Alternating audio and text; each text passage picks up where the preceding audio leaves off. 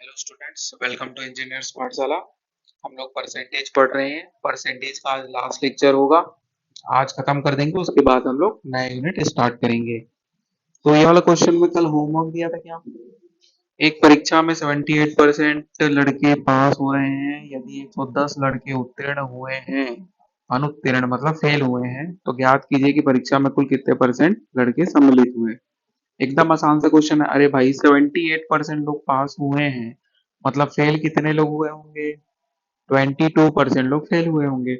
अब 22% is equal to 110। Question में ही दिया है कि यदि 110 लड़के फेल हुए हैं, 110 लड़के कितने परसेंट है? 22%। ठीक है, समझ आ गया। शुरू के दो लाइन से अपने को ये वाला इक्वेशन बनाने आना चाहिए कि 22% इज इक्वल टू 110, तो 100% is equal to question mark. ठीक है, यही आंसर हो जाएगा आपका। 110 डिवाइडेड बाई 22 मल्टीप्लाइड बाई 100। इतना तो आप बनाने आता होगा। ठीक है, 11 का पहाड़ा पढ़ लो। ठीक है, ये आ गया आपका 500। तो 500 क्या आ गया आपका? टोटल स्टूडेंट्स आ गए ना भाई, टोटल लड़के आ गए जो कि परीक्षा में सम्मिलित हुए हैं। नेक्स्ट क्वेश्चन करें, एकदम आसान क्वेश्चन था ये। एक कंपटीशन एग्जाम में आपका 12% जो कैंडिडेट है वो अपात्र घोषित कर दिए गए। ठीक है, अपात्र प्रतियोगियों में 75% जो कैंडिडेट है वो सक्सेस पाए, है ना, सफल हुए। तो आवेदन करने वाले कुल प्रतियोगियों के कितने परसेंट प्रतियोगी सफल हुए, पूछ रहे हैं। एकदम आसान सा क्वेश्चन है। अरे भाई टोटल कितना परसेंट होगा? 100%। अब इसमें 12% लोग क्या हो गए हैं? अपात्र घोषित कर दिए गए हैं। मतलब पात्र कितने हैं? 88% लोग पात्र होंगे। अब इस 88 का, ठीक है ना, इस 88% का जो पात्र प्रतियोगी हैं, मतलब पात्र प्रतियोगी कितने हैं? 88%। तो इस पात्र प्रतियोगियों में 75% लोग क्या हुए? सक्सेस पाए। मतलब 88% का 75%। ठीक है ना, 88 का 75% लोग सफल हुए। तो आवेदन करने वाले कुल प्रतियोगियों के कितने परसेंट प्रतियोगी सफल हुए? बस यही तो आंसर हो जाएगा आपका। ठीक है, 88 का 75% निकाल लो, जो भी आएगा वो क्या आ जाएगा आपका कि इतने परसेंट लोग टोटल में से सफल हुए। ये जो 75 क्वेश्चन में दिया गया वो पात्र के, है ना, पात्र प्रतियोगियों में दिया गया है, लेकिन टोटल में कितने हैं वो लोग? तो इसको निकालो तो क्या हो जाएगा? कैसे सॉल्व करूंगा मैं? 25 दिया 75, 25 चौक 100 हो जाएगा, 4 दूनी 8, 4 दूनी 8, 22 दिया 66।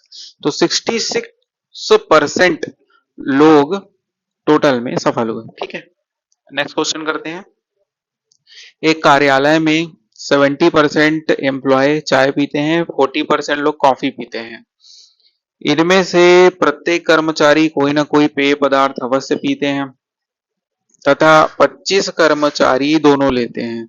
तो कार्यालय में कुल कितने कर्मचारी हैं निकालना है अपने को। बहुत ही आसान क्वेश्चन है, थोड़ा सा दिमाग लगाना है बस। 70% कर्मचारी चाय पीते हैं और 40% लोग क्या, पहले लिख लेते हैं ना, 40% लोग क्या करते हैं? कॉफी पी रहे हैं और ये लोग टी पी रहे हैं। ठीक है ना, 70% लोग चाय पी रहे हैं।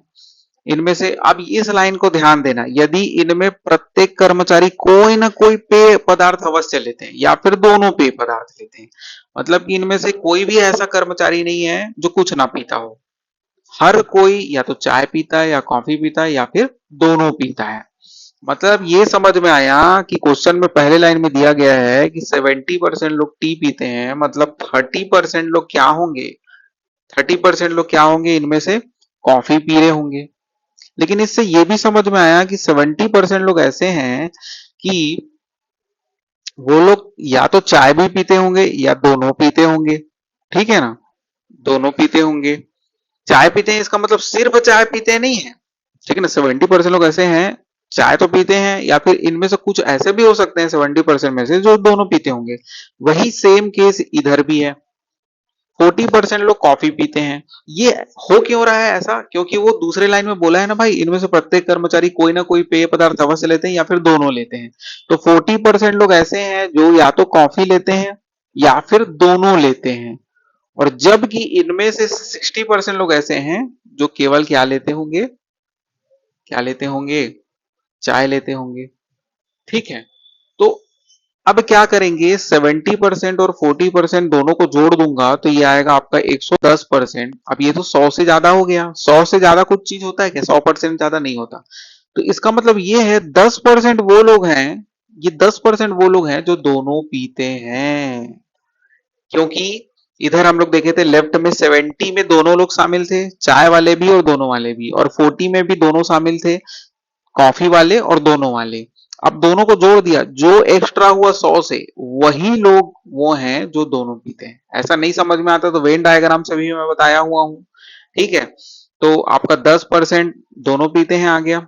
ठीक है, अरे भाई 70% लोग क्या थे, या तो चाय पीते थे। अब इस 70 में से 60 लोग ऐसे होंगे जो चाय पियेंगे, और जो कि 10 दोनों पियेंगे, और लेफ्ट राइट साइड में क्या हो जाएगा आपका 40 है, तो 30 लोग ऐसे होंगे जो कॉफी पीते होंगे, और 10 लोग क्या होंगे, दोनों पीते होंगे। ठीक है, आ रहा है समझ में, ये हो गया 100%।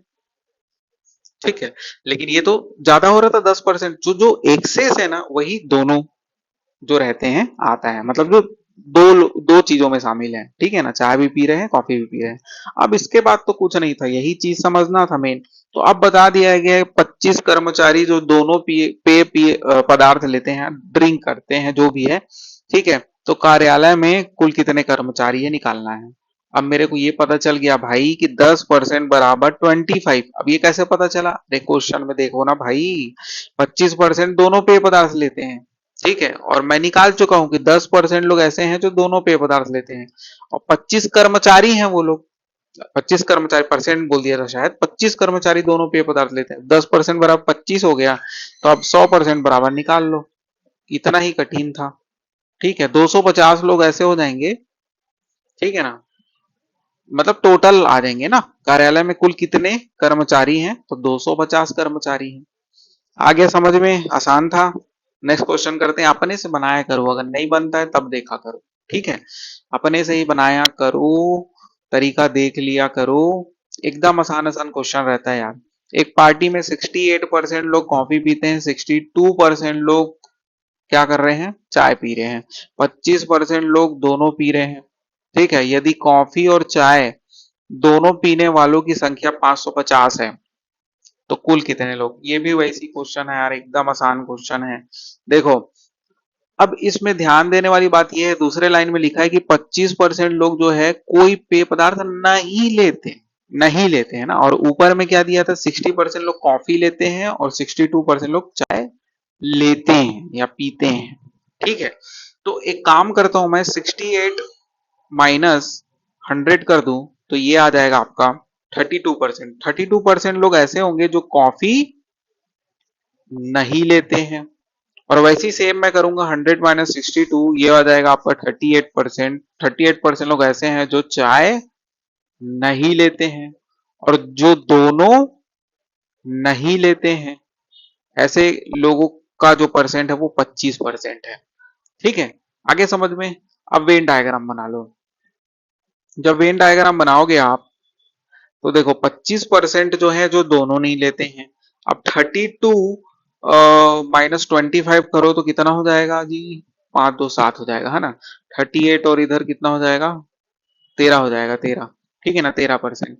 अब इन तीनों को अगर मैं जोड़ दूंगा, अरे भाई 25 वो लोग हैं जो दोनों नहीं लेते, 7, और ये 13 कहाँ से आया, क्योंकि मेरे को ये पता है कि 32% लोग ऐसे हैं जो कॉफी नहीं लेते, तो 32 माइनस 25 करूंगा तो 7 आएगा ना, 7 लोग। ठीक है ना, ये वेन डायग्राम बनाने आता होगा, पिछले क्लास में मैं बता चुका हूँ। अब सबको जोड़ दोगे तो 45% आ जाएगा। अब ये 45% लोग कौन है मेरे को बता दो जल्दी से। ये वो लोग हैं जो या तो दोनों नहीं लेते, या कॉफी नहीं लेते, या चाय नहीं लेते। फिर से सुनना, 3 प्रकार के लोग हो सकते हैं। एक वो हो सकते हैं जो कॉफी नहीं लेते, एक वो हो सकते हैं जो चाय नहीं ले सकते, या फिर एक वो लोग हो सकते हैं जो दोनों ये लोग नहीं लेते, ना चाय ना कॉफी। तो इसका मतलब ये हो गया, जब मैं 100 से 45 को माइनस कर दूंगा तो 55% लोग ऐसे आ जाएंगे जो दोनों लेते हैं। ठीक है, चाय भी और कॉफी भी। अब जब इतना बन गया तो क्वेश्चन में क्या बनाने बोला था, कॉफी और चाय दोनों पीने वालों की संख्या दे दी गई है, और परसेंट हम लोग निकाल लिए हैं कि 50% लोग ऐसे हैं जो दोनों लेते हैं, तो 50% बराबर जब 550, तो 100% बराबर आप लोग नहीं बता सकते यार, एकदम आसान क्वेश्चन है। तो 100% बराबर कितना हो जाएगा आपका? 100% बराबर बता दो ना भाई, 1000 हो जाएगा क्या? 1000 हो जाएगा क्या? आंसर आ गया क्या? एकदम आसान। ठीक है, नेक्स्ट क्वेश्चन करते हैं। अब देखो भाई, ऐसा क्वेश्चन दिखता बहुत आसान है लेकिन आप लोग गलत करके एग्जाम में आ जाते हो। देखो 24.02 का 10%, ठीक है, मतलब कितना हो गया? 2.402। यही होगा ना भाई, 24.02 का 10%, और 24.2 का 10% कितना हो जाएगा? 2.42। ठीक है, ये हो गया। से कितना कम है, मतलब कि ये जो है 24.2 के 10% से कितना कम है निकालना है। इसका 10% इसके 10% से कितना कम है, तो दोनों को बस माइनस ही तो करना है जी। माइनस कर दो, 10 में से 2 गया 8 हो गया, ये 1 हो गया, ये 0, 0.018 इज योर आंसर। कितना आसान क्वेश्चन था। ऐसे ही क्वेश्चन आता है एग्जाम में, एकदम आसान क्वेश्चन आएगा लेकिन आप लोग हड़बड़ी में गड़बड़ी करके आओगे। ठीक है, ये परसेंटेज का लास्ट क्वेश्चन कर लेते हैं, उसके बाद ये यूनिट आपका एंड हो जाएगा। लेकिन आप लोगों का काम ये रहेगा कि कोई सा भी प्रैक्टिस बुक लो और उसका क्वेश्चन सॉल्व करो। ठीक है, आगे हम लोग देखते हैं। a प्लस बी का 15% is equal to a minus B का 25% हो तो b का कितना परसेंट a है? ठीक है, a प्लस बी का 15%। अरे कुछ नहीं करना है यार, जो बोला है उसको लिख दिया करो ना आप लोग सीधा। ठीक है, a माइनस बी के 25% के बराबर है तो b का कितना परसेंट a होगा? ठीक है, पहले तो इसको थोड़ा बहुत सॉल्व कर लेते हैं। ये इक्वेशन बनाने आना चाहिए था, फिर काटना पीटना है। तो ये आपका हो जाएगा 5 तिया और 5m 25, फिर ये हो जाएगा 3a प्लस 3b, और ये हो जाएगा 5a माइनस 5b। ये इधर आके आपका 8b हो जाएगा और ये 2a हो जाएगा। ये क्या हो गया?